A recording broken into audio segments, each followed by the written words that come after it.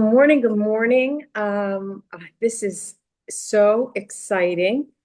I am, all right, so we got the recording going. We're all set. Mr. Russ, our new VP of, is it education? You got VP of Growth in the West. We got to get your new title up there for university. We can't hear you. How Could about, you pop your head and just say hi? how about that? Is that better? Yeah, that's Okay. good. I had my little microphone on, and apparently it doesn't want to cooperate today. I was wondering why you were silent. That's unusual. I Something am, wrong. Yeah. look at Something that. wrong when Russ isn't talking. Right. Yeah, we're muting Russ. This isn't about him.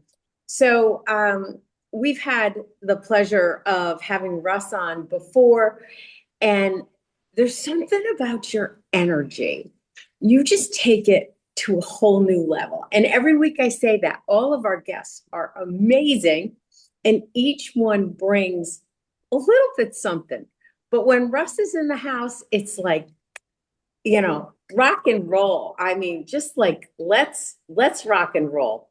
So, first of all, we want to congratulate you on your new role. I think the company waited too long before they made that decision, but you I needed was to so do. I was so horrible at growth. I can't imagine why they let me keep doing it. So now, Tell us about your new role. that's what I'm getting to, Tucker. Okay. Mute that man.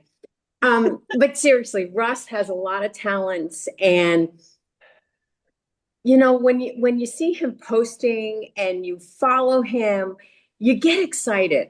Whether he's, taking a piece of wood and all of a sudden carving it into the most magnificent guitar, or he's standing out in the cold watching them do the sewer lines and making sure that everything is hooked up, or he's teaching a class. I've never seen you down. I've never seen you not laugh, not smile. So thank you for coming on today. And I said Russ Unplugged. So let's just go with it. Tell us what's happening in your world. Well, great question. Thank you for the intro. It's kind of funny because, my wife, people ask me all the time, they're like, "Are you like this all the time? How does your wife put up with you?" And the answer is no, I'm not like this all the time. This is my natural set point when communicating with humans, typically. But I also have this very safe space that is my home, which is my quiet space. So my wife will jokingly say, "You're like a light switch. You'll go from full throttle training and then take a nap and then jump back up and slam into it again for another 4 hours." So, um, yeah, like I love what I do. Mhm. I love what I do. I like making a difference. So my new role is VP of training, which other people are saying this, and Leo said this, so I guess I'm allowed to repeat it. And Brian, my boss now, Brian Ellington, CLO, is now my I report directly to him. They really need somebody to kind of be more the face of EXP University. Uh, Mhm. and funny enough, people have asked me a bunch of times, they're like, "Why would you go out of growth, Russ? Like, you're great at growth. Like, that's what you do." And I've been doing growth for 16 years. And by the way, Peggy, I'm still in growth. Everything in real. It's like when like I walked into the university and I'm like, "Hey guys, like just so we're clear, I'm still in growth." And they're like, "Well, I thought you're with us." I'm like, "I am with you. We're all in growth. Every single person is in growth, and it's just different factions of growth. Like, let's be clear, the person cleaning the toilets is in growth. Mhm. Because if Yep. you go into a place and the toilets are disgusting, the bathrooms are disgusting, people don't want to be there, that will create anti-growth, right? So it's Mhm. the people that create the environment to grow, the people you surround yourself with, every single person has an importance to growth because growth is not only adding people, but it's also keeping people. And by the way, right now, growth is keeping people. Mhm. So if you I, sit down right now and say, "Hey, my organization, my group, Ava, is the same size it was 2 years ago, 3 years ago," my response would be, "Hell yeah, high five your ass. You're freaking winning." Because the mhm. reality is the industry is down 250,000 real estate agents. Nobody's going to give us the actual numbers. And by the way, just I'm not going to pick on NAR. I'm not going to go bash them. They do enough stupid stuff to make themselves look bad, so I don't need to do it. But All they got to do is say how many members paid, and we'd know exactly how many people are in there, right? Every Mhm. year, how many people? Oh, it's like pulling freaking teeth to figure out what the number is because they don't want to announce when things aren't going well. Just like any other company doesn't want to announce when things are going well. When things aren't going great, they start focusing on other things like um, uh, awards. When they're not talking about profit, they're talking about awards. It's because profit ain't that great. The Mhm. reality right now is if you're breaking even right now, and if you're even with where you were last year, or just a little bit down this year, or a little bit down last year, or a little bit down the last 3 years, you're freaking winning because the industry as a whole is down 25%, 20%. Think about it like this. The normal year in real estate is 5.3. 5.3 million sales per year is normal. We've been at 4.06, 4.06, and alarming that it's almost identical, and 4.09. That's our last 3 years. I'm not super great at math, but a million point three off of 5.3 is somewhere a little over 20%, 21, 22%, right? So Right. if you're not down 21, 22% the last 3 years, you're killing it. I love that. You know how I learned that, Peggy? How? Racing triathlons. Oh, okay. Tell us more. Yeah, so we go out and race. So I started building my business in 2005 in Tampa, Florida. Hmm. I learned how to build a business knowing zero people, getting my ass handed to me because the market just got smoked starting in 2006. Buyers just disappeared in 2000, like December of 2005, buyers disappeared. January, people are like, something's not right. And by February, they're like, something's really wrong. I'm like, what are you guys talking about? It's like, my house, I saw a house in 3 days every day. I'm not even getting showings. It just shut off, right? Right. So, in the process of building my real estate business, what I learned is that the more times I went mountain biking, the more people asked me how's the market. And I got really great at answering that question. If you ever want to know how to answer that question, if you haven't heard how I answer that question, I can teach that to you guys too. It's world changing when you learn how to answer that question correctly. So put it on a note if you want me to answer that later. So Okay. I started doing the mountain bike, and people started asking me how's the market, and I started answering that question the right way finally. And then people started doing business with. Everybody I was doing business with was tied to somebody I was tied to mountain biking with. And then I started racing triathlons because I figured, I'm riding bikes, cool. My buddy's like, hey, you should ride bikes with us. I'm like, cool. And they're on road bikes. So I borrowed a girl's bike, which was hilarious. And then I rode on a girl's bike with the boys, and I think that insulted them, which was hilarious because, by the way, I know 5 or 6 girls that are faster than all of you can ever imagine. So I would ride with the professional girls group on occasion because it was fun, and they were a lot friendlier, and they were stupid fast. So I get out there on this old Schwinn girl's bike, which was hilarious, and I just ride up and do my thing. And next thing you know, my buddy Roger's like, "Hey, I'm getting married. Would you want to do some stuff with us before the wedding? And I'm like, "Yeah, sure." I'm like, "What are you guys gonna do?" And they're like, "We're gonna do a triathlon." And I'm like, wait a minute. You're getting married at 4 o'clock and you're gonna do a triathlon? Like, are you drunk? Like, what are you talking about? So it turns out, you do a sprint triathlon, they're done early. Oh, Okay. okay. So we get out there and we do the race, and then the one guy's like, man, it was so blah blah blah, and the wind was blah. And what I realize is that there's people that go out and race the race, and it just is what it is. And the cool part about triathlon is you can race the same exact course 3 different times, 3 different years, and it's 3 completely different experiences. Because depending on which way the wind is blowing, the water's moving a Mm. certain direction, right?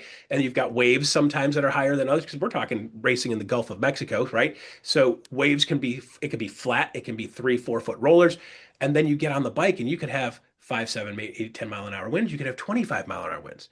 And the people would be like, but the wind killed my bike. I'm going, like, I rode the same course with the same headwind.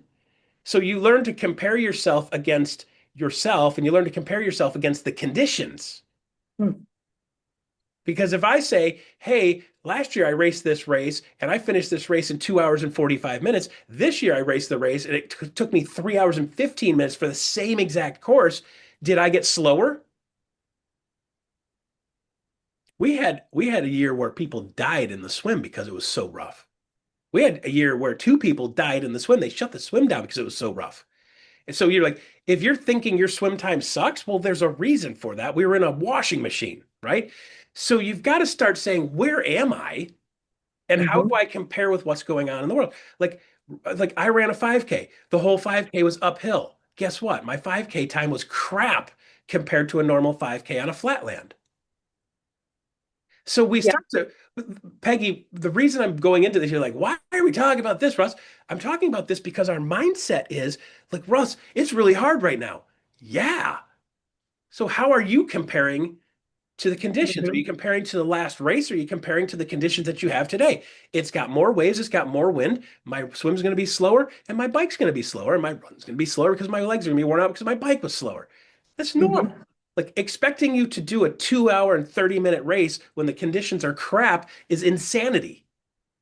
Right. That doesn't mean I got slow. It means that with these conditions, with my current training, I'm just slower today. That's what this means. Right? So when I say to you early, like, Ava, when I say to you early, if you're even in the last 3 years and you're not down over 20%, you're killing it. Because perspective wise, with sales and or attraction, by the way, and or life, Mhm. mentally, if you're not just butting the dirt right now over the last 3, 4 years, if you're mentally not completely trashed, like up here, I'm a 5, I'm a 10. The year before I was a 10. The year before I was a 10. Now I'm a 9. Now I'm an 8. Now I'm holding an 8. Like it's not amazing, but I'm not butting the dirt, whining and crying and sniveling and wiping my nose on the neighbors, right?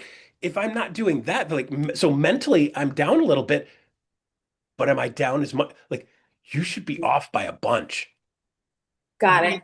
3 years of not being able to do normal numbers.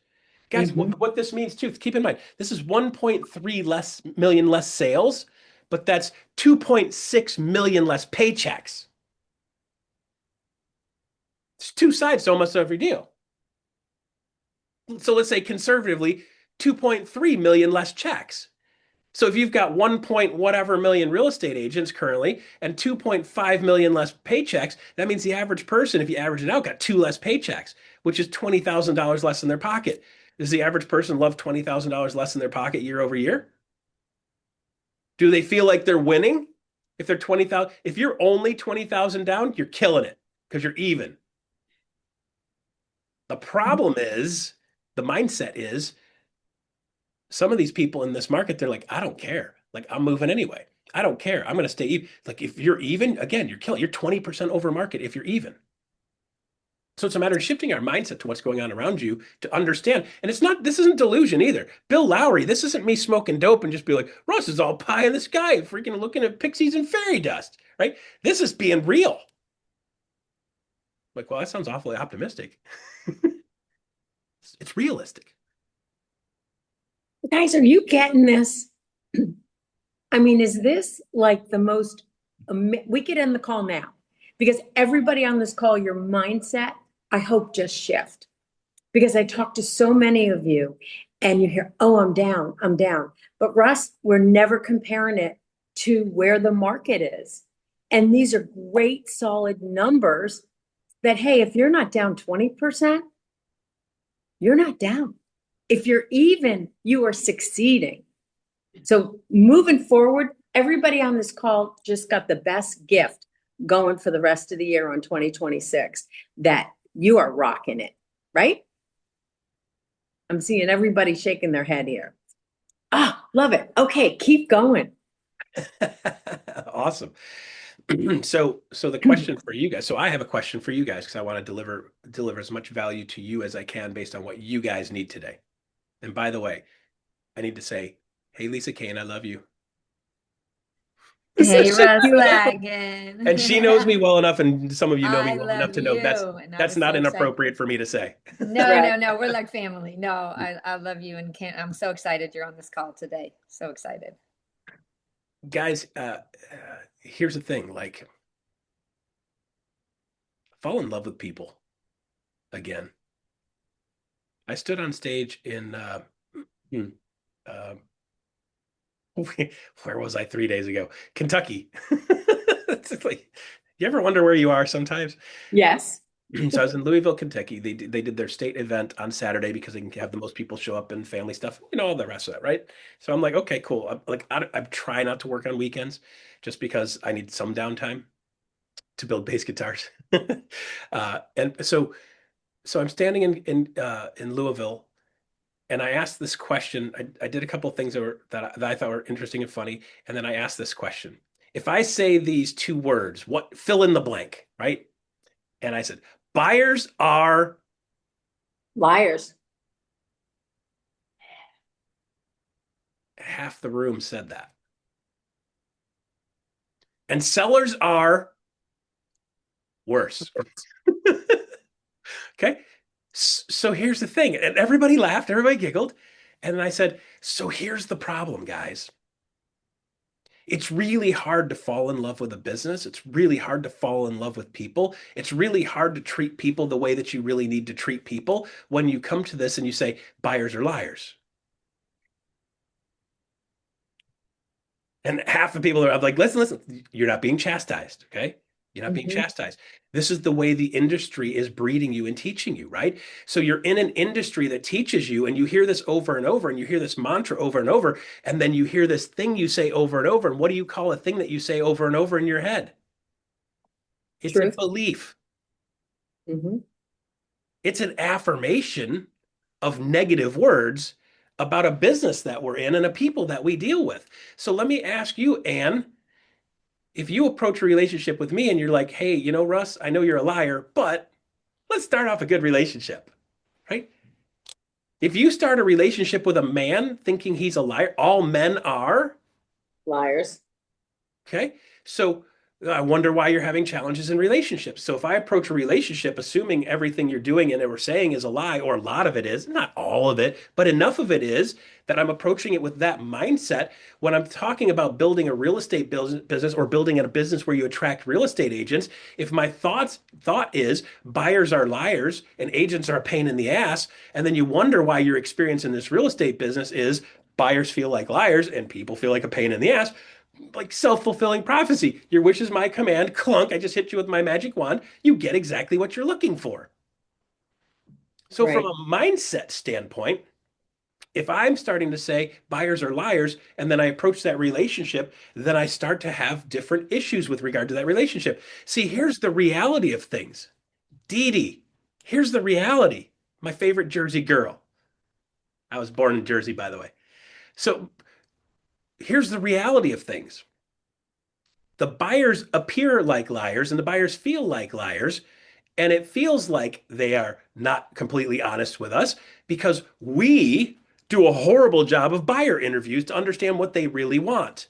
And then we also need to understand that when I ask you, what do you really want, Dee Dee? And she says, I want this, this, this, this, this, this, this. If I ask you what you want in a man and you go, I want this, this, this, this, this, and then you marry a dude that's completely different than that, this is just human, right? So I go out and I say, here's what I want in a house. I want this, this, this, this, this, this, this. Yes, buyers are undereducated.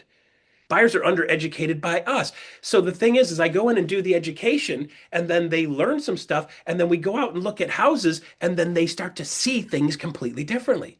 The things that they thought were important to them, the things that they thought were non-negotiables, they start to trade. Like they say, I want this, this, this, this, this. And they end up buying this other house that's completely different than that. And it's not that they're a liar, it's that they go out in the market and they start to go, what's really important to me? And subtly, for them, a lot of times, they don't even realize that they're making this shift. Mhm. So when I'm talking to a buyer, I say to the buyer, okay, well, based on the information you said, based on the budget that we have and the things that you told me, I'm going to show you the 5 houses today that most fit your criteria. At the end of the day today, I want you to do 2 things. One is I want you to look at each one of these houses and say, if I had to buy a house today, could I make this one work? Now Great they're question. not now they're not walking into a house saying, what do I they walk into a house like, well, this room's a little small, this room's a little small, this bathroom's a little small, this kitchen's a little small, this whole house is a little small. And I look at them and say, so is your budget. This house matches your budget, right? If you want a bigger house, you're gonna have to change the budget, right? Or change the location of the house to somewhere more rural and away from the beaten path so you get more house for the money. And then the brain goes, oh, instead of feeling beat down, it's like, okay, so at the end of the day today, one of 2 things is going to have to happen. We're either going to buy one of these houses, work on buying one of these houses, or we're going to have to change the criteria. Either one of those is fine. Because I know the first time I show them houses, they go out and they're like, this is super important. And they're like, I want 5 bedrooms. And they go into a 5 bedroom house that's 2,000 square feet and like everything's puny.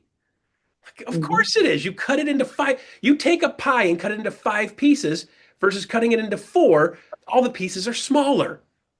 And the buyer goes, their brain is blown, right? So we've got to learn to communicate, and you guys are welcome to write these down. You got to communicate in a manner that makes people start to see things the way they need to see things. So by the end of a couple of house sales, they're like, oh my gosh, maybe I don't want five, maybe like 4 bedrooms better. By the way, if I do a great room, a giant great room, and the great room is huge, the bedrooms are tiny. Of course they are, because that one piece of pie is gigantic. Have you ever seen, like, you got a brother or sister that doesn't know how to cut a pie? Yeah. They cut a pie like they cut like a triangle. Like they don't cut across it this way and cut across it. All the OCD people are losing their shit because they're like, you how do you cut a pie? And they cut this little tiny wedge out, like random wedge, and they take it out, and you're like going like, you just mangled that. How do you do? You're a psychopath. That's a psychopath cuts a pie like that, right? So we start to say, so now we educate, and then they start to see things a little differently. At the end, we're saying, like, are we not seeing what we like because it doesn't fit your criteria, it doesn't fit the way you need to live, or are we not seeing what you like because you need to adjust what you actually find is important? Mm. So where do you live? Do you live in your bedroom? No. So the living space is being bigger is actually a good thing because that's where you live anyway, right? Okay, cool. So that's great. So let's do this. So now we start making adjustments. So when we're talking about whether it's buying or selling houses, or we're talking about attraction, if we start to say, real estate agents suck, most real estate agents are horrible. By the way, did you know 73% of real estate agents didn't sell a single house last year? Did you see that statistic in that chart? By the way, that's fake news. That's not accurate. By the way, in Kentucky, 63 plus percent of the agents got more, one sale or more. Wow. Okay. So what are your stats? So are the people around you selling more houses? No. Are they selling more houses? Yes. Cool. If they're selling more houses, great. If they're selling less houses, then we need to do some work, right?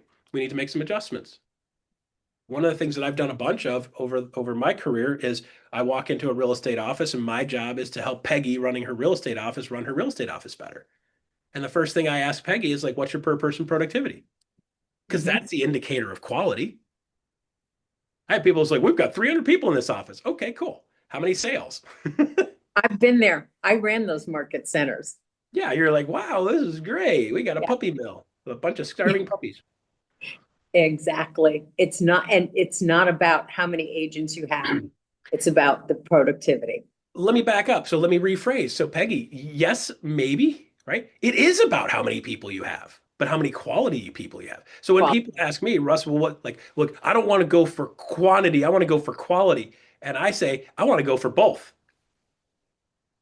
I mhm. want to go for a quantity of quality. So I'm going to go for quality first and then a bunch of quality. So it's like, if you want to make a bunch of money, learn to cook something amazing, right? And then learn to cook something amazing. And when you can do something amazing and do a lot of amazing, I don't know, you guys ever seen Terry Black's barbecue in Austin, Texas? Chris, Chris Day. Chris, Chris is lit up right now. yeah, You're speaking his language. Chris, Hey, Burn Chris, ends, baby, burn ends. burnt ends. Exactly. Yeah. Flint, Time I ever Flintstone style beef ribs, like beef ribs that look like a meat bat. Right? So I saw this and I thought, wow, next time I'm in Austin, I got to try this, right? So I went to Austin and I liked it so much I bought a hat. Have you ever ate food and you liked it so much you bought a hat? Yep. I have a camouflage Terry Black's hat, trucker style hat, and I wear it all the time. People are like, what the heck? My wife's like, you bought a hat at a restaurant? I'm like, no, I bought a hat at a cult because I joined a cult, right? So Burnt and salt. yeah, so here's the thing, guys. Like, are you doing something so excellent that people would buy the hat? That'll be my Facebook post later.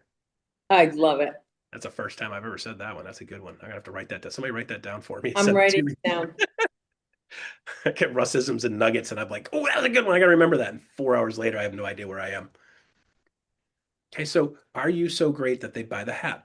And when we're talking about anything in your business, whether it's doing sales or doing attraction, why would they come back, right? Listen, hey Chris, would you ever go back to Terry Black's? Yeah. Would you potentially get an RV and live next to it for a week or two? Listen, if they're not willing to buy an RV and park it in your driveway, my wife's girlfriend, Kristen, she's like, every year for Memorial Day weekend, she comes to our house. It stays. It's my wife's childhood friend from like middle school, and Kristen's like, I love coming here every year, but the reason I love coming here more than anything is because I know Russ is going to cook me something amazing. She's like, if I could just have you at my house, I'm like, yeah. So start thinking about like what are the things that you do excellent. So let me break something down for you guys here real quick. So I think this is important.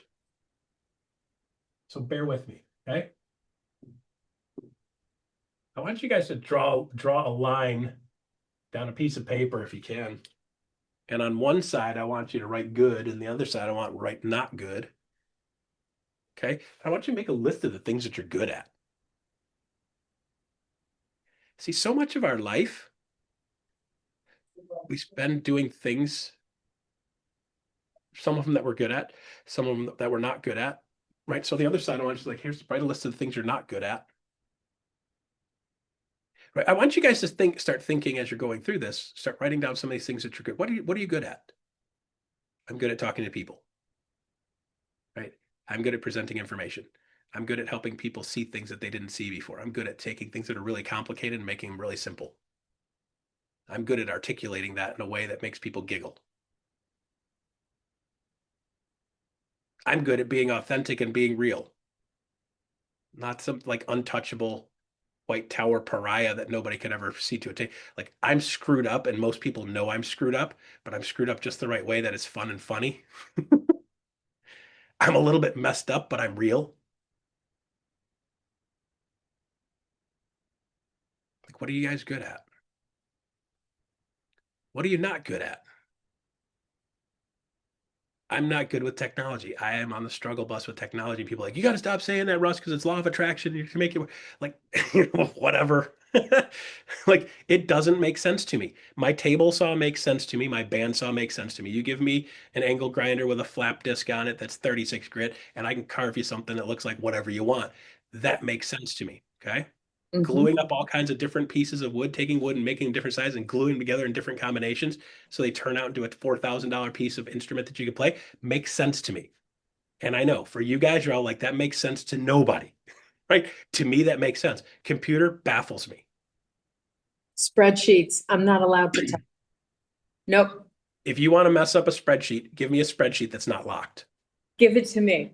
You're like, I'll what did you do to this spreadsheet, Russ? I'm like, I don't know. I swear to God, I didn't do anything. I didn't touch it. And you're like, oh, yes, you did. Like it's that kid standing there and you're like, what did you do? Did you do this? And the kid's got jelly all over his face. He's like, no, that's me. Yep, That's me with a tech guy. He's like, did you do this? I'm like, no. yep, Jelly smeared in my hair. It's exactly. how I make my hair stand up. It's jelly. Okay. So what are we not good at, right? You guys got some of this list. So what I want you to do is what are you good at? What are you not good at? List those things out, right? And then I want you to circle the stuff that you love to do.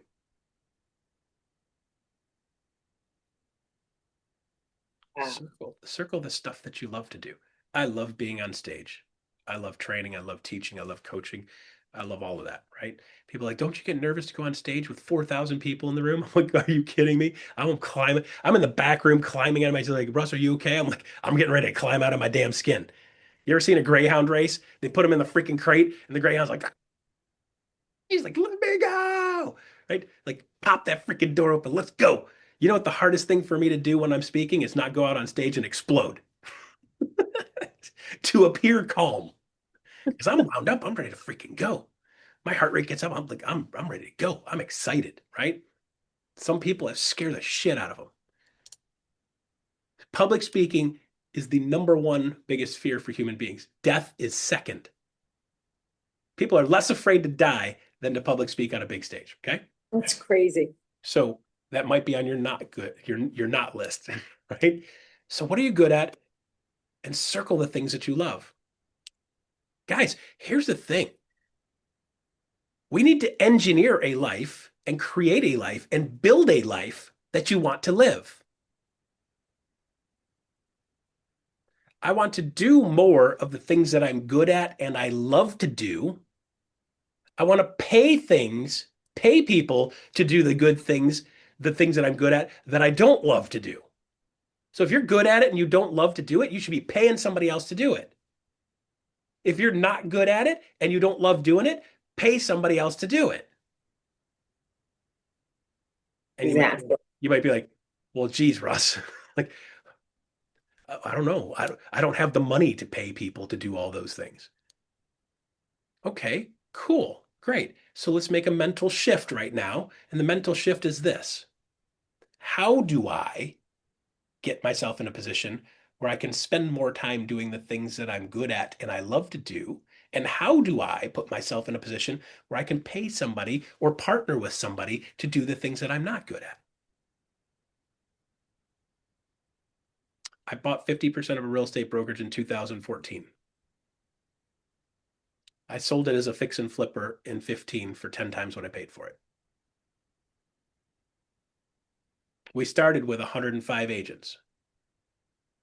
I ended with 55. You may be like, hey, Russ, that's a little backwards math there. Uh-huh, right? 55 of the right people was 10x 105 Mhm. wrong. When we Exactly. got rid of the dead weight and then got the right people on the boat rowing in the same direction and got rid of all the people that are just walking around the boat slapping people with oars because that's all they knew how to do. They weren't contributing at all, but they were just smacking people with oars. It's like, you get off the boat, you get off the boat, you get off, right? And it wasn't cruel. It was just like, here's the bar, here's what we expect, here's what I expect from you. And if you don't meet that, go enjoy your happiness elsewhere. Right. Take your oar and go slap the shit out of somebody else elsewhere. Because right now you're just making it impossible for everybody else to row. Because the people that really want to row, the people that are on the path going the right direction, that want to do that, like they are absolutely distracted by all the people running. Like we're running a race and there's people just weaving around in and out, like crashing into people and knocking them into the woods. Like get out of the way, right? We got the right group running in the right direction and their production went through the roof, right? And then another place needed to buy a real estate business in that market to have a play, and they needed to shift from doing all REO business to doing agent generated business. And they saw what we did and they're like, holy crap, we need you to do that with our offices. And then they gave me 28 of them to do it with. It's like, just do with them, do with Peggy, Mhm. like you did with this thing. And over the next 3 years, shifted from 90% REO business to 90% agent generated business. Powerful. And what was the key? The key was to getting everybody, get Peggy. First thing I do is sit down. I was like, what are you good at? What are you not good at? Like, I'm going to get you doing the things that you're good at, and we're going to get you some support to do the things you're not good at. Because Peggy was doing everything, right? Because if we as Mhm. real estate agents, we got one hat and we got one hat, it's got 75 bills and 75 sides, and we just rotate the thing around like a freaking helicopter. Which hat are you wearing today? It's like this one. Which way? Okay, back over here. It's like therapist, right? Yep. Counselor, yeah. Troubleshooter, right? Dealing with legal, dealing with ethics, dealing with a bookkeeper hat, accounting hat, right? We do all of these things when in fact, like my job with that brokerage we bought, my job was the people forward facing, make people feel seen, loved, appreciated, and supported in doing and becoming and building their best business. I got all of those people out there in the market doing the things that they love, meeting people doing the things that they love. And then I taught them how to actually connect with human beings in a way that actually connects with human beings and doesn't alienate them like 90% of the marketing and teaching in real estate does. I taught them how to answer the question, how's the market? And when I taught them that, I said, go out and do things you enjoy. And then when Peggy asks you, how's the market? You answer it like this. And then people are like, oh my God, I want to be around this person more instead of going, ew, you guys are yucky. Stop trying to sell me shit. Let's hear that. Everyone wants to know what that is, Russ. Yeah. Give it to us, Russ. Wait a second. Like, no. I charge for that. Okay. I'll Venmo you $1. You owe me a drink. I owe you a drink. Okay. So when somebody asks me how's the market, so how are you guys taught how to answer that question? This is life-changing, world-changing if you just get people doing this, by the way. Life-changing, world-changing, because it changes the interaction between every single person when they go out and they go out and do things they enjoy. And somebody says, how's the market? Like, hey, what do you, The we go mar- out and play pickleball. We're sitting on the bench. I'm still like, what do and they're like, hey, what do you do for a living? And they're like, I do whatever. Like, I'm in Michigan. Like, I'm an engineer. Okay, great. You're an engineer. Cool. What do you do, Russ? I'm a realtor, real estate guy, right? And they say some variation every time they say some variation of how's the market. How are you the guys talking? market's Yeah. the How market's are the you? market. Okay, great. It is what it is. Sure. My market though. See, there's the market and then there's your market, right, Russ? Would you agree? Sure. Yep. That's how I respond. Yeah. So we've been taught to script people with an answer, Right. right? The problem And is now I feel like I'm being scripted. right. Right. So Chris, let me ask you a question. You ask me how's the market? Okay, so what is the goal? So we've been taught you got to have some elevator pitch, you got to have some script, and you got to master that script, make it your own, internalize it, and then when somebody asks you that, you say it, it feels natural, and then the person wants to do business with you or wants to communicate with you more, right? And or then the next thing is like the ultimate goal, Chris, is to get their info, right? It's not to sell them a house right now, because I know they're not buying or selling a house right now, most likely. Sometimes they are, but most of the time they're not. So my goal is to get their info, right? When you say that, does somebody ever look at you, Chris, and be like, "Oh my gosh, tell me more"? Mm, No, right? Did anybody mm-mm. in that interaction ever say, "Oh my gosh, Chris, you know what? Let me give you my personal info." Right. Okay. So, Chris, thank you for that. Thank you for that. And the reason I say thank you for that is because our industry has been teaching the same bullshit forever. And they've been Mhm. going over and they've programmed us to do things like that. And they've programmed us. And then the ones get really fancy, like, we've got this whole series on NLP, neuro linguistic programming. And when you talk to them like this, they just go, okay. And they fall down, go boom, right? The tree falls down by itself. You don't even have to hit it with an axe. Okay. It voluntarily lays down. Okay. You're supposed to be chopping trees like, but if the tree could just lay down by itself, right? So the problem is it's not how human nature works, right? Here's how human nature works.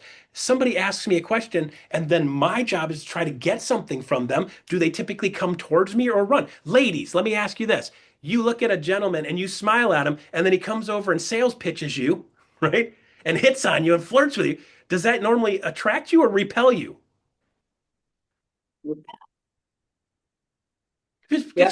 It's human nature. See, boys are wired the opposite, right? A girl smiles at you, smile at a girl smiles at you, she comes over to you, you're like, win. I don't care what, like done, right?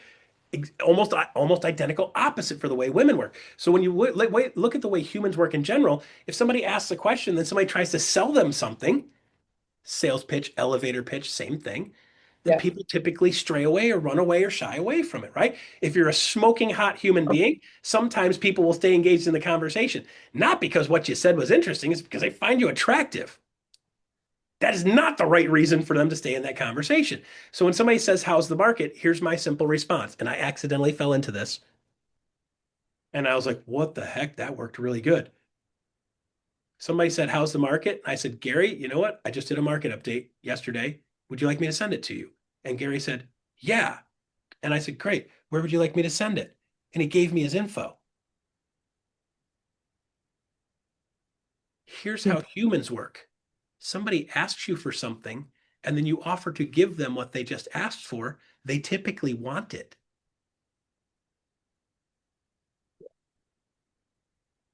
This works for real estate sales. It works for attraction, right? So what does a real estate agent need? Real estate agent needs to sell more houses. I can show you 2 or 3 things to help you sell more houses. Do you want that? Yeah, cool. You want to come with me? I'll show you how to do it. Get in the white van. I've got candy. Let's go. You did not just say that. I love that. We've got clowns in the back. No, because like all this weird stuff is like, let's rope people into our white van, and close, slam the doors, close, and drive off, right? That's not how things work. Like, I want people to voluntarily get on. I want people to voluntarily follow. I want people to voluntarily be in the game. And Chris, like, take you said that well. You said it great. It had a good feel to it. It had a good, it's very casual. It didn't feel weird. It didn't feel wanty. It didn't feel clingy. Beautiful, right? Mhm. but I don't want to engage with you. Okay. So I want you to try this, Chris, and I want you to tell me, okay? I want you to try this in the next 2 or 3 days as you're out and about doing whatever. Where do you live, by the way? Terry Black, Austin, Texas. Oh my God, you're kidding me. Okay, so that's why you don't hear. I got the t-shirt. I'm telling you, meat so good you bought the shirt, right? Right, Okay. right. So my hat is right there. So so you can go out and you can go outside, right? You're not in Michigan where it's 14 degrees below zero. Right, You can go outside and see other human beings, right? So right. in the process of seeing other human beings, I want you to get into some conversation in the next 2 or 3 days and just ask somebody what they do for a living, right? And then they're going to be, what do you do for a living? And then I want you to say that back. Hey, I just did a market update. You want me to send it to you? And they're going to say yes. And then you say, cool, give me your info and I'll send it to you tomorrow. I'm not going to send it to you today because if I send it to you today, they'll be expecting it. If I send it to you tomorrow, you're gonna be like, oh my gosh, yeah, Chris sent me that thing he said. Now I've got not only I've given them what they want, but I've also built credibility because I did what I said I'm going to do. By the way, when I meet real estate agents, what do you do? I'm a real estate agent. Really? Oh my gosh, so am I. By the way, how's the market? I'll ask them, how's the market?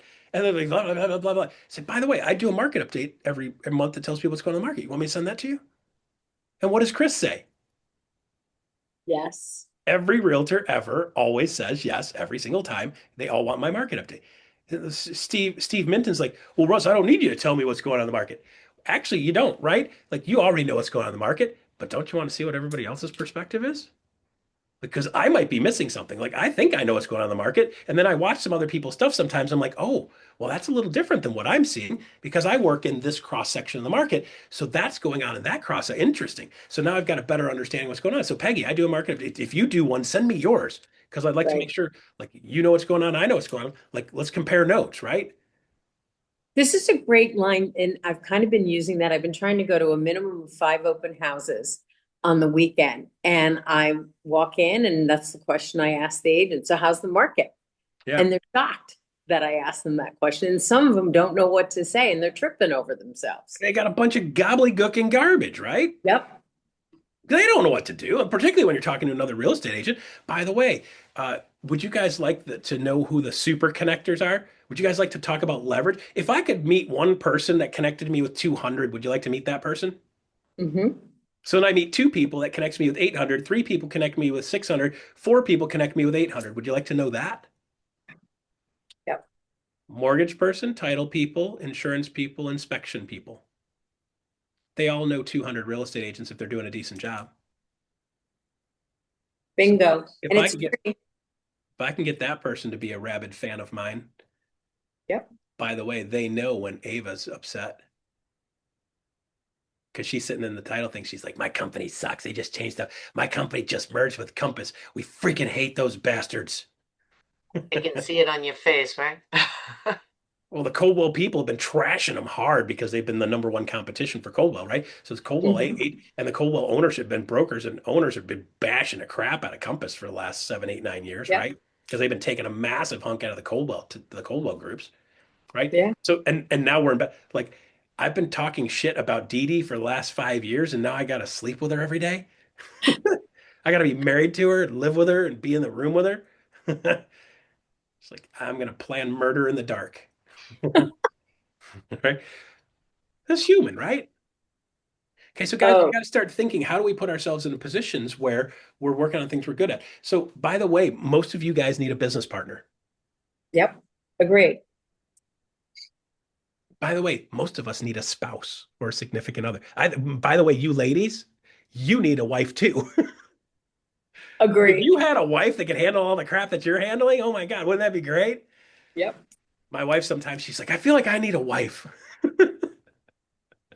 He's just like, because my wife handles all the household stuff. We live very much like the 1950s. It's freaking weird.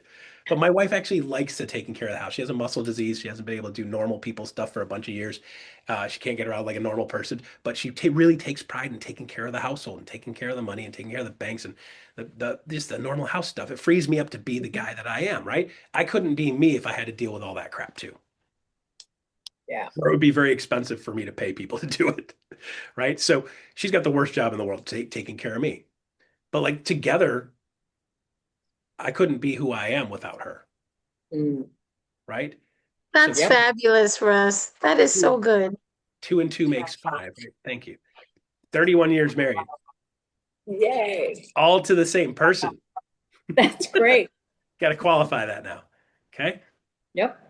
So we got to find the people that coordinate. So like I'm really great with the front end stuff. I'm not super great with the back end stuff. So if I'm not great at that, I should find somebody to do it. Most people shouldn't be doing the transaction coordinating part. Some of you guys are like, well, Russ, I'm the only one that does it the right way. Like, listen, man, there are people out there that do it way better than you, unless that's your job. There are specialists that do an amazing job with that. Your job is to meet the people, get the people, move the people, and let somebody else handle the contract to close part. You don't make a single more dollar, right? This is why when we get into attraction, they're like, Russ, like I wanted to, I want quality. I want quality, not quantity. Most people say that is because they have no idea how to do the quantity part. Mm-hmm. So I want to do both, right? So helping build another brokerage prior to this one. By the way, the person that helped coordinate the purchase of my real estate brokerage back in 2015, you guys all know this person. You ever met Wendy Forsyth, Chief Marketing Officer for EXP? Yeah. She saw our stuff, saw our numbers, saw our metrics. That's why she and I go back a long way. She saw that and she's like, "Holy crap, what the heck did you guys do?" And my business partner is like, "Him." Right? He's like, "How'd you do that in 15 minutes?" Like him, right? It wasn't me doing all of it. It's just a matter of like getting the two people together. 2 and 2 made 75, right? Right. And it's a matter of finding those right people. So we got to start digging into finding those right people in our lives and leaning into those people, right? So in the previous role, my team of recruiters hired 2,079 agents in 15 months with 5.8 per person productivity. Steve Minton, what do you know what the normal average per person productivity in the US is? The answer to that question, honestly, is I don't. But if I had to guess, I'd say 2 or 3. And I wasn't even looking at your fingers. 2 or 3. Oh, Right? Yeah. So double the national average. And that's not this. It's just simply saying when you get the right people in the right direction, in the right seats, in the right place, with the right oars rowing the right direction, with the right leadership saying boom, boom, boom, boom. I set the beat, they row like heck. Away we go. I was doing the things I was good at. I had people supporting the things that I wasn't good at. I had one of the people on my team that was really good at doing some of the back end stuff. And I was like, hey, I'll let you do this, this, and this, and I'll give you this, this, and this if you handle that for me. And she was like, hell yeah. yep. Cost me nothing. She was doing stuff she loved. She felt important, felt loved and appreciated. She was in her wheelhouse doing the things that she loved. And I found a way to reward her by giving her some stuff like I would have people reach out to me directly. I would hand them to her, let her put them in the bucket and finish them off. So I would hand her some turnkey stuff. She was averaging 20 or 22 hires per month. Averaging. Her best month, 31, right? So when you talk about like a lot of quality and high quality stuff, that's the mindset is okay, well, now that I know that's possible, right? So, and it's a matter of if I started with I need to do what I'm good at. I need to be doing the things that I love. I leaned into that, and that makes me the best me. And then people are like, oh my God, I want to be around that. Right? So find your sweet spot. So can we open this up to questions? I was Because going to say, I'm going to pause. You guys can ask me anything you want now because I just gave you 4,000 things you can ask me questions about. this is amazing. When I sat down, Gene gave me a pen because I'm sitting in his hot seat, if you notice the background here. And he gave me a pen and paper, and I've just been like writing notes, and he's sitting over on the other end of the table writing notes. So this Hi, is Gene. Russ. Hey, Russ. So you want to talk about being in the hot seat, nervous right now. I'm at this end of the camera. He's down at the table, and I keep looking at him going, oh my God, he's listening. But it's all good. So open it up for questions, guys. This is amazing. She'd always tell me Gene's in the room so I can be really nervous because Gene makes me super nervous, right, Gene? I don't make you nervous. We'll go out and smoke a cigar in your honor later. I'm telling you what, man, that's my favorite thing to do with Gene because we get into some really good stuff when we're doing that. Cool. All right. Who's raising their hand here? I don't have a question, but I have something to say. First of all, Russ, your presentation at EXP Con, I don't know, you must have heard it like a zillion times. It was superb. It was amazing. Those who didn't make it, didn't see it, find a recording somewhere. I got my book. You can't see it, but I got my Russ, my Be Followable, and it's signed and it's autographed, all that good stuff. I wanted to say thank you for that. That was the liveliest, most colorful, love the orange and all that good stuff presentation. It was really, really thought out, super creative. I wanted to give you that shout out for that. I do want to ask you what the little graphic behind you is. It looks like a roll of music notes, but it's actually letters. What is It that is. for? Actually, I shot a video for Facebook yesterday, social media yesterday, because I've had this conversation a couple of times and I've seen a bunch of posts. And typically, when I see posts from people, they're like, sales right now are down 5%. I'm like, yeah, it's freaking January, February, right? So the problem in the real estate industry is most people don't realize that in most markets, aside from some of the southern markets that are winter markets where there are more buyers, like Naples, Florida, the buyers come out of the woodwork in the winter because people go down there and then they want to buy something in the winter. So the seasonal markets that are highly seasonal and second home market types thing, winter home market types, they're not usually typically following this path, but 90% of the country follows this path. January, February, they're two slowest months of the year. March, you see a little bit of more movement. April's more movement. May, things are starting to fly. June, July, August, top sales closings month. And then in September, it almost always drops like a rock. October's a ghost town. Because I'd have agents like in September, they're like, Russ, that's so weird, man. I feel like the whole world shut. Like, I don't know what's happened. I've got nothing on my plate. I'm like, welcome to September. October, ghost town, right? November, some sales pick up and buyers pop out of the woodwork because they want to close by the end of the year. So typically June, July, August are the top four closing months. December is number four in most markets.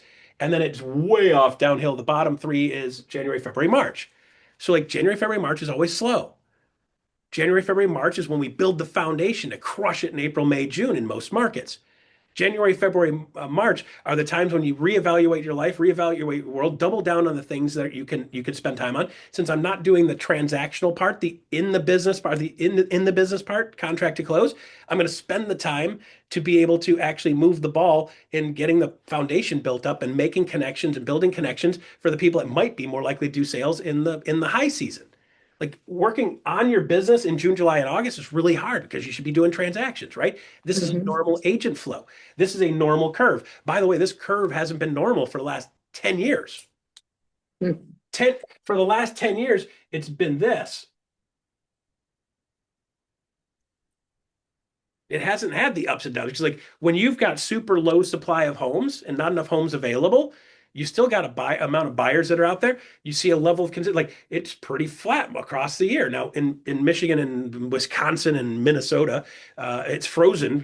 North Dakota is like nobody wants to go to open houses when there's 3 feet of snow. So with that being said, they still see a little bit more of this curve. But the last 7, 8, 9, 10 years, this curve has been pretty flat across the board with minor variations. So when you're starting to see normal seasonality, it's normal for it to be slow in January, February. It's not normal for sales to be the same all year round. So when you've got low supply and consistent demand or high demand, you have it's like people are still going, right? Something comes on the market, you're like, oh my gosh, boom, let's go. I don't care what time of year it is. I've been looking for a house for 6 months. Something pops on in January, boom, you lock it down if you can. So this is coming back to it's feeling a little more like a more normal seasonality curve. And nobody was making that point. So I'm like, fine, I'll make the point. After you've done this for 21 or 22 years or 30 or 40 years, like Gene, this is a more normal curve. Yeah. Yep. Yep. Like all of us have been around. We're like, this is normal. And people are like, oh my God, the sky is falling. I'm like, it's September. Happens every year. It's October. This is normal October. It's a ghost town. This is when you set yourself up for a good next year.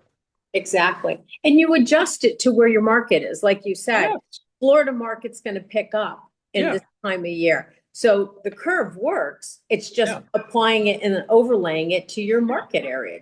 Yeah. So Naples would be like this. Right? This is June, July, August. This is January. This is December, right? This is a seasonal, this is a winter market. Phoenix is more like this, right? Right. By the way, I've already been to Phoenix twice this year. You know why? Because I live in Michigan. I went to Phoenix the second week of January, first week of January. It was 47 and hailed. I'm like, this is this is bullshit. This shouldn't go like this is not right. Mother Nature's following me around, wrecking the world. I'm like Pigpen. Mother Nature just follows me around, ruining the weather. You never Right. feel more powerful than when you go to Phoenix and the weather's just as bad as it is in Michigan. Michigan was actually warm and Phoenix got destroyed. It's hilarious. But anyway, questions. Questions. Come on, guys. We got a few minutes left. Has this been amazing? What are your biggest takeaways? If you don't have a question, let's repeat back something that you heard. Okay, I'm new to the group. see. Are we talking like Gene Frederick at the other end of that table? Yes. And that's like cooler than meeting Springsteen in his heyday. Will you come here and say hi? Come here. I'm going to get him on camera for a second. I have a real comment too, though. Okay, here he Gene is. Frederick, Hey, guys. greetings from Indianapolis, Indiana. Hey, good to see you, bro. Hey, Russ. How are you, brother? I'm great. Okay. Yes, I am here. So, I had lunch, Russ, with Chris Camparelli yesterday. And Sorry to hear that. Yeah. There's a lot of love between you guys. You're not fooling anybody, but I hear you. I love that guy. We're 24, 25 years working together. Very cool. And sometimes I can get, I've got just enough of my disc profiles, 50D, 50I with a mid-grade C that messes everything up. Yeah. Okay. Yeah. And so and I know this isn't about agent attraction, but you just kind of pointed something out that served as confirmation that Chris kind of said, because I was kind of like, okay, I'm ready to get going with agent attraction as well as production. I got to do both. Yeah. But I was like, I really need to understand all the value propositions of EXP. And he said, listen, and this ties into what you said, the average number of transactions nationwide is 2. And he said, if you can show somebody how to do 2 more transactions a month, you've just doubled their productivity. Don't think that you got to like go, hey, let me show you how to do 10 or 15 a month. If you can show them how to do 2 more, and hearing you say what you just said served as confirmation that, yeah, it doesn't take much to move the needle in people's productions or receptiveness for agent attraction. I just wanted to throw that out there and say thank you. Love it. You're welcome and good point. And I think let me reinforce that and rephrase that a little bit different. Okay. You don't have to be the fastest runner. You just have to be faster than the guy behind you. If you're faster than the guy behind you, you're leading. A lot of people are like, well, Russ, I'm not a leader. Like, are you faster than anybody? Well, I went scuba diving in Key Largo a number of years ago, and the dive instructor, who was super cool, he's like, listen, man, if I see a shark, I'm going to stab one of you guys. I'm going to swim away as fast as I can because I don't have to be faster than the shark. I just have to be faster than you. So with that understanding, in both camps, meeting with sellers, unless you're up against a mega rainmaker, you're still going to look far better than most of the competition, as well as on the agent attraction side of things. I say all this with question marks. Yes. If we just have to look just enough better for them to go, wow, that's a couple more paydays a month. Yeah. So two things that are important. So like we're talking sales and attraction at the same time. It's all like people are like, what's so different? It's the same thing, guys. It's the same exact thing. So here's the thing that's really important. You need to understand that a lot of people, as they're getting this built out, they want as much information as possible so they can give people as much information as possible. My goal, and you see the way I do this, I want to give you the least amount of information possible so you make the best decision for you. More info doesn't make things better. More info typically makes things more confusing. One of the reasons why Gene and I get along so well is Gene will literally take a pen and a freaking napkin. And if you can't draw it on a freaking napkin and it doesn't make sense on a napkin, you see my this is just a giant napkin so you guys can all see my napkin. Whiteboard is just a giant napkin. And I draw stupid stick. Gene and I are like, well, if it can't be explained with stick figures, it's too hard to understand for the average person. Nobody ever said, Russ, that's so complicated. I'm going to say yes. Yep. Never. All right. Hold on. Hey, I'm just going to end with this. Russ, you were phenomenal. By the way, I took 2 pages of notes. Here's what I'm going to say to all of you. I'm excited that Compass is buying Anywhere. It's the best thing on earth. It Yes. is so exciting to me because, like you said, Russ, the Anywhere people were losing people to Compass. They hated them, blah, blah, blah.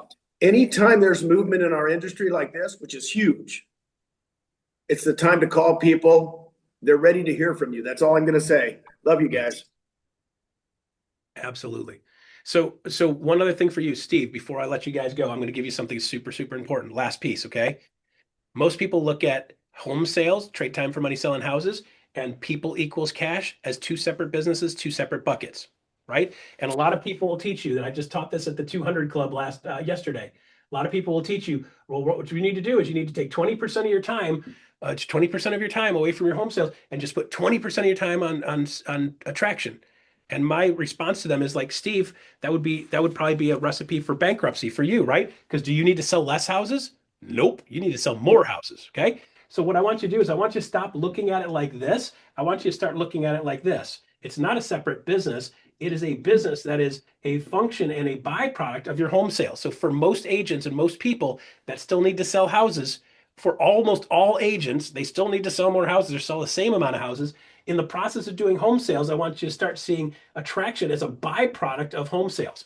In the business world, we call this a vertical integration. Right? So if I start to look at it as a vertical integration, here's the deal. I'm a hamburger joint. Have you ever been to a French fry joint? No. Hamburger joint. Selling houses is your hamburger, right? And then when you're selling hamburgers, what do they say when you order a hamburger? Would you like fries with that? Bam. Would you like fries with that? And by the way, the fries with that, and by the way, EXP has stocks, right? If you get fries with that and you get a Coke, and of course we got some other stuff that goes along with that. So you got your apple pie, right? This is a vertical integration. Like the hamburger brings the people in, the home sales brings the people in. You bump into a bunch of real estate agents around a home sale, and those are the people that are most likely to do business with you. And if you start thinking of it like that, it's a byproduct of doing the job. It doesn't distract from it. It's just an enhancement to it. Is your hamburger enhanced by having French fries? Yes. So is your waistline. So I want to say hamburgers, French fries, throw in a Coke, boom. This is where it becomes part of your normal everyday business. This is where your average real estate agent, and when we're talking duplication and multiplication, this becomes part of their normal course of business. In the course of doing business, I'm going to add value to every agent I touch. If I do that and I give everybody in the market a market update, I should be doing that for my home sellers anyway. If I do that for every agent I meet, now I've got value, the same value I can use for both. Does it add more work? No. Does it distract me from my 100%? No. And then when somebody puts their hand up and says, hey, I want to talk to you more about what you're doing, Steve, somebody's like, hey, you sold 10 houses last year? I only sold 2, man. I would die to get to 4. Can you show them how to get to 4 when you're at 10? Damn right you can. Yeah. Can you show somebody how to get to 5 when you're at 15? Sure. Can you show somebody how to get to 5 when you're at 6 and 7? Absolutely, right? So meet people where they are. There's more people that can identify with you being like at close to the same speed. Like I'm running with a running group that's like slightly faster than me, but close enough that I cannot die. Okay? That's what you want to start thinking of when you're thinking of attraction. Now it's not a distraction, it's an enhancement. And by the way, just for the record, French fries make everything better. And so do you. I love this, Russ. Russ, this is really good because sometimes in group calls, you hear, especially like seasoned agents say, well, I'm not going to do sales anymore. I'm going to focus on attraction. And someone like me that I need to do sales, I always think, well, how do I have the time to do that? And you feel the pressure that you should do it because it's a good thing. Everybody should be into attraction. But this explains it so clearly that you can just merge the two. And why not have both? Like the quality and the quantity, you can have both. Figure it out and integrate both and have that vertical, what do you call it? Vertical integration? Vertical Is that what integration. you call it? Yep, Yeah. vertical integration. I love it. I love it, love it, love it. Thank you. Good. Steve Minton started that. So you're welcome, Steve. And thank you, Steve. Great. Thank you, Steve. Great, great, great. Love it. Sorry you're not here with us in Puerto Rico. Next time. Next time. If Next I time. wasn't already committed to Kentucky and I was keynote there, so I couldn't bail on them. I know, it was a because I did invite you to the Super Bowl. I didn't party. I didn't think Well, according to my new role, Leo said if there's 100 people in a room or 50 attractors, book a flight. Well, there's going to be over 100 people in this room on Sunday, so get here. There's still time. I got to fly to San Antonio on Monday. I could fly from Puerto Rico directly to say, oh yeah. Yeah, you can. Well, we love you, Russ. You just filled our buckets today with so many good things. And I can't say enough because we know how busy you are. And I really appreciate you. You've come on Wake Up Wednesdays quite a few times, and we're honored to have you. Well, have me back in a couple months and ask me more questions. Oh, I'll Thank you have so back much, in order. Russ. Thank you. Thank you. Thank you so Guys. much. Thank you, Thanks, Russ. Russ. Thanks, Peggy. You're Yeah. Great great. book too. Great book. Thank Love you. it. Love it. Followable. Thank you. And Bye Jeans now. too. Thank you guys. Peggy, thank you. You're Thank welcome. Thanks, you. Peggy. Good to Thank meet you. you all. Enjoy the Thanks, rest of it. Peggy. Hey, Steve, we do this every week. I've already got it on my calendar. Woo! And share it. Where are you from and how did you hear about it? Indianapolis. I'm friends with Russ. Well, I say friends. Just you meet Russ over the years, right? Right. But I'm a Gen Xer that grew up wanting to be Eddie Van Halen. Knew that I didn't have the chops, so I moved to Nashville and became a sound engineer. And then, of course, I see Russ building his bases. I'm like, talk to me. And Right. yeah, so no. And I'm trying to think because I saw you know what? Russ probably shared the graphic on his Facebook feed, I'm guessing. Probably, yes. And I tagged him. So like I said, we have amazing speakers. Just jump in. Love to talk to you. Let me give you my phone number, Steve. Give me a call. And Yes, ma'am. It's 860-638-7944. Send me Okay. a text. Yes, ma'am. And we'll definitely connect. I do events. I'm teaching Jean's book, which I wanted to say, by the way, is now on Audible. I got to get the connection on that. Yes. I I do love events. it. I do Great events. book. Gina and I are doing an event up in New Hampshire together. Going out to Cincinnati again. So yeah. Well, yeah, I've got a lot of family in Cincinnati. I mean, I know Cincinnati better than a lot of my Cincinnati family because there's only it's an hour and a half drive from Indianapolis. Oh, well then we're going to let you know when I'll be out there. Because Yeah, I'll if be you got, teaching on his book. yeah, Indianapolis, Cincinnati, Louisville, like a perfect 110-mile triangle. So, but Perfect. I would love, I hope you don't mind. I will make my questions as efficient as possible. The bottom line is I'm a 58-year-old Gen X dad with still a young daughter at home. Um, I mean, no complaints about life. We serve an awesome God. Just what your kids need, take you out of the game. Right. I've been to the top of the mountain. Used to have a big REO account with Fannie Mae back in the day. And we can talk more about this later. But the point is this: I'm a sponge. That's why I met with Chris Camparelli yesterday, and I was like, I've got to atomic habit everything right now. And so I'm just wide open for counsel, and I'd appreciate that. That's what I'm here for. Go on Jean's new website, jeanfrederick.com. We've got so much great information there. There's 3 years of a library of Wake Up Wednesday and all of our guests. We've got Jean's top picks there. We've got great backup with Leslie Suarez if you need anything with our CRM. She teaches classes. So yeah, let's have a conversation, Steve. Is there any day of the week or any time that's best for you, or just reach out and see what you got? I would just say text me. I just got to Puerto Rico last night. I'm here for a week, but I'm always available. I'm doing calls while I'm here. Thank you so much for your leadership. Oh, you're welcome. That's why I'm part of Jean's team doing this for everybody. Thanks again. I appreciate you. Hey, Steve, if you haven't done so, and I shared a link to get the text reminders. It helps me as a parent too of a young daughter too to remember. I never forget the Wake Up Wednesday call. Anyway, I'm so hooked. You're gonna get hooked because the information and the guests that come on here, it's helped me as a new agent to just skyrocket and look positively toward the market and keep going, not give up. It's a wonderful platform. Peggy is amazing and is also, you guys are all amazing here. But yeah, sign up for those text reminders if you haven't done so. So It's good jeanfrederick.com. Okay. If you type in jeanfrederick.com and then just scroll down until you see Wake Up Wednesday join, click that and you put your information, it'll text you every week so you're reminded. And then if you miss one, go to the YouTube channel. Yeah, subscribe to the YouTube channel. Yep. And then it's always there. They're up there within 24 hours. No, and thank you. I saw that you posted that link. I already subscribed and set an alarm. So Perfect. thank you Ann, all. stay on for a minute. Steve, thanks for joining. Send me a text now. I'll put with all your contact and I'll put it in and where you're from. Perfect. Thank you. You're welcome. Bye, guys.